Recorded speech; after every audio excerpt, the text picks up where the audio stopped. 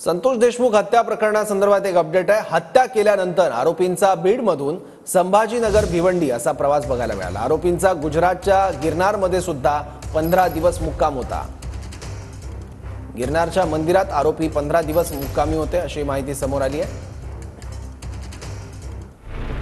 मस्साजोगचे सरपंच संतोष देशमुख यांची हत्या करून आरोपी बीडच्या वाशी गावातून फरार झाले।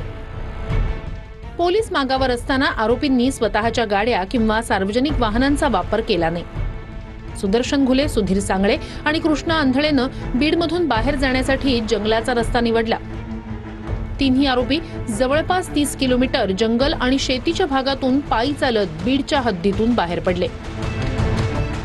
बीड हद्दीतून बाहेर पडताच आरोपींनी हायवेवरून खासगी ट्रॅव्हल्स पकडली। तिन्ही आरोपींनी प्रत्येकी 1000 असे 3000 देऊन छत्रपती संभाजीनगर गाठलं। छत्रपती संभाजीनगरहून तिन्ही आरोपींनी ओला कॅब करून थेट पुण्यातील भोसरी गाठलं।